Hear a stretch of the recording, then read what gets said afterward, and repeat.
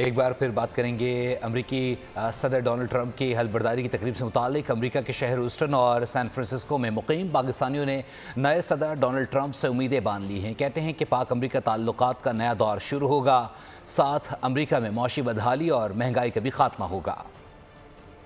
ہمیشہ انہوں نے پاکستان کا ساتھ دیا اینڈ وی آر ہوپنگ کہ ہمارے آپس کی جو ریلیشن شپ ہے پاک امریکہ کی وہ اب بہتر ہوگی۔ بہت ساری امید، بہت ہوپ قائم ہے ہمارے پریزیڈنٹ ٹرمپ کے ساتھ، and we really looking forward for دس۔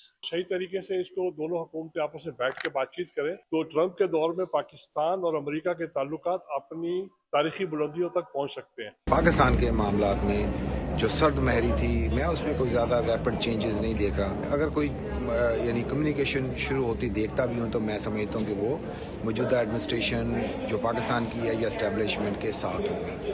ہم امید کرتے ہیں کہ امریکہ کی جو اکانومی جو کہ آج کل زبوں حالی کا شکار ہے، اس کے لیے بہت کچھ کام کریں گے اور پوری دنیا کے ساتھ امریکہ کے تعلقات بہت اچھے ہوں گے۔ پاکستان اور امریکہ کے جو تعلقات ہیں بہت اچھے ہوں گے۔ جو بھی انہوں نے الیکشن سے پہلے وعدے وعید جو بھی کیے ہیں، ان کی پالیسیز ہیں، وہ ان پہ عمل کریں۔